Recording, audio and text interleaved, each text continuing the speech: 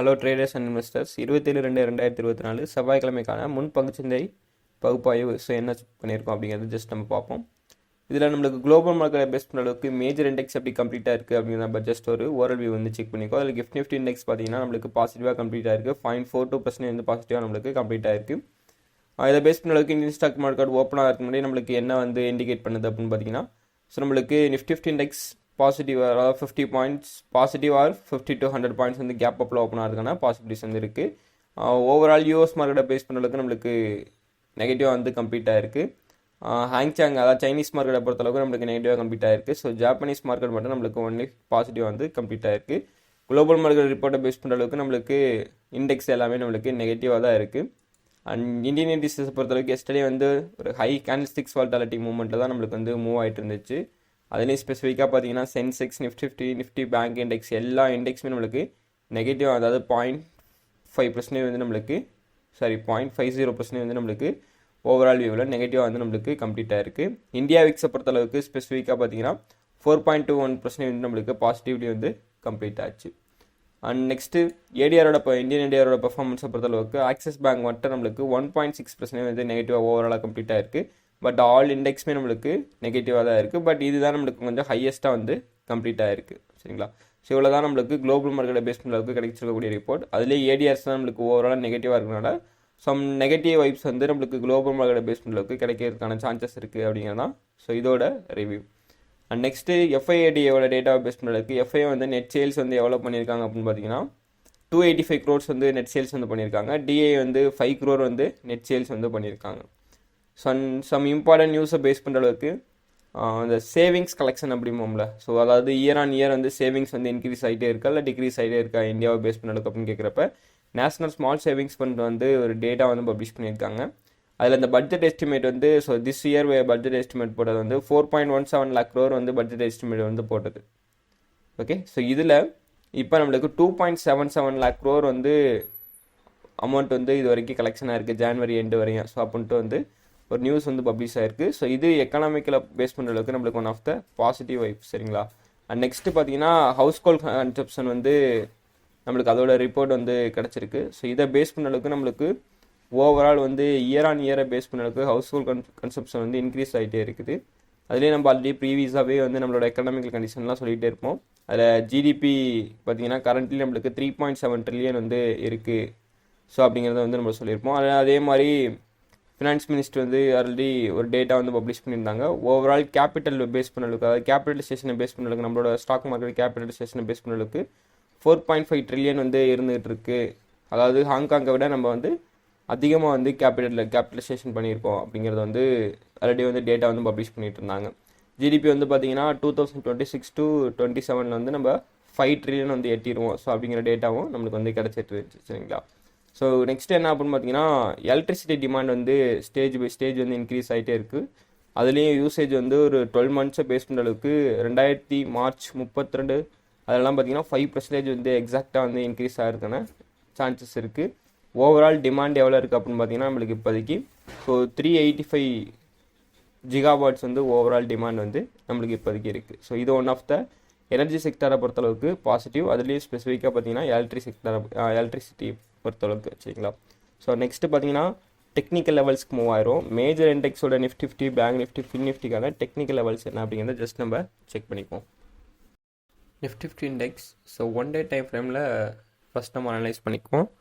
Long டர்மை பொறுத்தளவுக்கு நம்ம ப்ரீவியஸ் வீக்ஸே வந்து சொல்லிகிட்டு இருந்தோம் மார்க்கெட் வந்து நம்மளுக்கு நல்ல ஒரு சப்போர்ட்டில் வந்து உட்கார போகுது அப்படின்னு வந்து சொல்லிட்டு இருந்தோம். ஸோ அதே மாதிரி நம்மளுக்கு சப்போர்ட்டை நோக்கி வந்து ரீச் ஆகிருக்கு. சரிங்களா? ஒன்ஸ் இந்த ஜோனை வந்து டச் பண்ணிச்சுன்னா நல்ல ஒரு ஸ்ட்ராங் சப்போர்ட்டாக வந்து நம்ம வந்து கன்சிடர் பண்ணுறோம். சரிங்களா? ஸோ நம்மளோட நெக்ஸ்ட்டு ரெசிஸ்டன்ஸ் நம்ம ஆல்ரெடி சொல்லிட்டு இருந்த மாதிரி ஸோ இப்போதைக்கு நம்மளோட ரெசிஸ்டன்ஸ் பார்த்தீங்கன்னா 22,290. ஸோ இந்த ஆல் டைம் ரெசிஸ்டன்ஸை மார்க்கெட் போயிட்டு ரீச் பண்ணணும். சரிங்களா? இது ரீச் பண்ணிச்சுன்னா அடுத்த ரெசிஸ்டன்ஸ் ப்ராப்பரான பிரேக் அவுட் கன்ஃபர்மேஷன்லாம் கிடைக்குதுன்னா நம்ம ஃபியூச்சர்ஸில் கூட ட்ரேட் எடுக்கலாம். 22,495 நம்மளோட நெக்ஸ்ட் லெவல் ரெசிஸ்டன்ஸாக நம்ம வந்து ஃபிக்ஸ் பண்ணியிருப்போம். சரிங்களா? ஸோ இதான் நம்மளோட long term levels. Short term லெவலை பேஸ் பண்ண அளவுக்கு நம்ம ஆல்ரெடி சொல்லிட்டு இருந்த மாதிரி நிஃப்டி நான் எஸ்டர்டேவே வந்து ஒரு சார்ட் வந்து நம்ம டெலிகிராம் குரூப்பில் வந்து பப்ளிஷ் பண்ணியிருந்தேன். ஸோ இந்த லெவல்ஸ் வந்துட்டு மார்க்கெட் வந்து அப் ட்ரெண்ட் போகிறதுக்கான சான்சஸ் இருக்கலாம் அப்படின்ட்டு. ஸோ பட் நம்மளுக்கு மார்க்கெட் இறங்கி ஒரு ரீட்ரெஸ் பண்ணிவிட்டு அகெயின் வந்து மார்க்கெட் வந்து கீழே விழுந்துகிட்டு இருக்கு சரிங்களா. ஸோ இன்றைக்கி வந்து 22,117ங்கிறப்போ ஒரு 50 பாயிண்ட்ஸ்னால் ஒரு 100 பாயிண்ட்ஸ்னு கூட வச்சுக்கோங்க. அப்போ 217ங்கிறப்போ நம்மளுக்கு இந்த பர்டிகுலர் பிளேஸ்க்குள்ளே வந்து மார்க்கெட் வந்து மேலே நம்மளுக்கு கேப் அப்பில் ஓப்பன் ஆகுதுங்கிறப்ப ஸோ ஒன்ஸ் நம்மளுக்கு இதை வந்து சப்போர்ட் எடுக்கிறதுக்கான சான்சஸ் வந்து இருக்கலாம் சரிங்களா. இந்த ஜோன் வந்து சப்போர்ட் எடுக்கலாம். ஸோ இல்லை இந்த ஜோன் வந்து சப்போர்ட் எடுத்து நம்மளுக்கு அப் ட்ரெண்ட் திரும்பிச்சுன்னா இந்த ரெசிஸ்டன்ஸ் வரையும் மார்க்கெட் வந்து மூவ் ஆகலாம். அந்த ரெசிஸ்டன்ஸ் பிரேக் ஆச்சுன்னா ஸோ நெக்ஸ்ட் நம்மளோட லெவல் பார்த்தீங்கன்னா 22,353 நெக்ஸ்ட் நம்மளோட லெவல். ஸோ ஸ்பெஷலாக பார்த்தீங்கன்னா இந்த ரெசிஸ்டன்ஸ் லெவலை வந்து நான் வந்து ஸ்ட்ராங்காக வந்து என்னோடய லெவல்ஸ்க்கு வந்து நான் வந்து ஃபிக்ஸ் பண்ணிக்கிறேன் சரிங்களா. ஸோ நெக்ஸ்ட்டு பார்த்தீங்கன்னா பேங்க் நிஃப்டி. ஸோ பேங்க் நிஃப்டியோட கன்ஃபர்மேஷனை பொறுத்தளவுக்கு ஸோ அதுவும் நம்ம ப்ரீவியஸாக சொன்ன மாதிரி ஆல்ரெடி ஒரு பிரேக் அவுட் கன்ஃபர்மேஷன்லாம் கொடுச்சு. பட் இன்னும் நம்மளுக்கு எஸ்எல் வந்து ஹிட் பண்ணுற ஒரு லெவலில் வந்து லாங் டேர்ம் லெவலில் பேஸ் பண்ணலுக்கு வரல. ஒரு சின்ன சின்ன சைட்வேஸ் சின்ன சின்ன விக்ஸ் கொண்ட ஒரு பியரிஷ் கேண்டில் வந்து ஃபார்மேஷன் வந்து மார்க்கெட் வந்து மூவ் ஆகிட்டு இருக்கு. ஓகே, ஸோ ஒன்ஸ் இந்த ஹையை பிரேக் ஆச்சுன்னா நெக்ஸ்ட் வந்து 48,315 வந்து பிரேக் பண்ணலாம். 46,298 பார்த்தீங்கன்னா ஒன் ஆஃப் த மேஜர் சப்போர்ட்டாக வந்து நம்மளுக்கு வந்து ஆக்டிவ் ஆகிட்டு இருக்கு. ஓகே, ஸோ இதை பொறுத்தளவுக்கு நம்மளுக்கு ஷார்ட் டேர்ம் லெவல்ஸ் வந்து என்ன கன்ஃபர்மேஷன் பண்ணுது அப்படின்னா ஓகே, ஸோ இதுவும் நம்மளுக்கு பார்த்தீங்கன்னா கிட்டத்தட்ட இங்கே வந்து சப்போர்ட் எடுக்கிறதுக்கான சான்சஸ் இருக்கும் இந்த ரெண்டு லெவல்ஸ்குள்ளே. அதாவது 46,470 டு 414 டு 470 வந்து மார்க்கெட் வந்து சப்போர்ட் எடுக்கிறதுக்கான பாசிபிலிட்டிஸ் இருக்குது.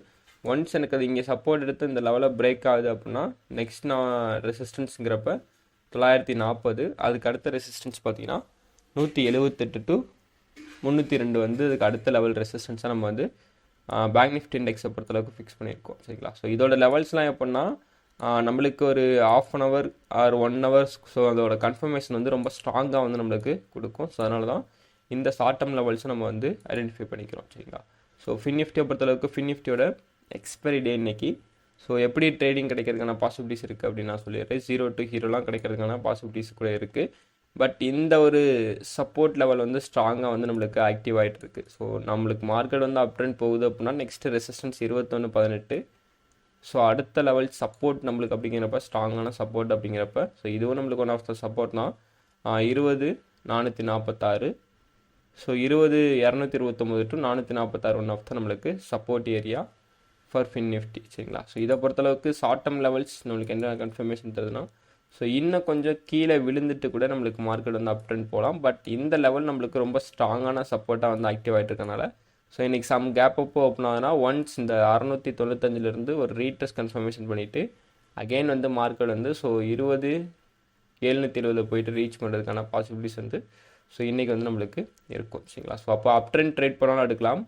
20,614 உடைக்குது அப்படிங்கிறப்ப நெக்ஸ்ட் நம்மளோட சப்போர்ட்டுங்கிறப்ப 478 டு 517. ஸோ இந்த லெவல்ஸ்க்குள்ளே உங்களுக்கு டவுன் ட்ரெண்ட் ட்ரேட் கிடைச்சாலும் நீங்கள் வந்து சப்போர்ட்டை ரீச் பண்ண வரப்போ அதுலேயும் கூட நீங்கள் வந்து ட்ரேட் வந்து எக்ஸிக்யூட் பண்ணலாம் சரிங்களா. ஸோ ஓவரால் வியூவை பேஸ் பண்ண அளவுக்கு டெக்னிக்கல் அனாலிசிஸை பொறுத்தளவுக்கு ஸோ நம்மளுக்கு நிஃப்டி பார்த்தீங்கன்னா ஒரு ஸ்ட்ராங் சைட்வேஸ் மூவ் ஆகி அதுக்கப்புறம் ஒரு ஃபெப்போட கன்ஃபர்மேஷன் படி ஒரு கோல்டன் ரேஷியோ பர்ஃபார்மன்ஸ் கொடுக்கறதுக்கான சான்சஸ் வந்து இருக்குது. So trend full and fully நம்மளுக்கு அப் ட்ரெண்டில் தான் இருக்குது. ஜஸ்ட் ஃபார் மார்க்கெட் வந்து சம் கரெக்ஷனை வந்து மெயின்டைன் பண்ணிகிட்ருக்கு சரிங்களா. கரெக்ஷன் வந்து கொடுத்துட்ருக்கு. ஸோ அதனால தான் நம்மளுக்கு டே பை டே வந்து கேண்டில்ஸ்டிக்ஸ் வால்டாலிட்டி நம்மளுக்கு அதிகமாக வந்து மூவ் ஆகிட்டுருக்கு. Okay, so I am not a SEBI registered advisor. This video full and fully me and viewers education purpose only. So மறக்காமல் வீடியோ பிடிச்சிருந்துச்சுன்னா வந்து லைக் பண்ணிடுங்க. உங்களோட ஃப்ரெண்ட்ஸ் சர்க்கிளில் ஸ்டாக் மார்க்கெட் பற்றி லேர்ன் பண்ணிட்டு இருக்காங்கன்னா ஸோ அவங்களுக்கு இந்த வீடியோ வந்து ஷேர் பண்ணி விடுங்க. தேங்க்ஸ் ஃபார் வாட்சிங். தேங்க்யூ.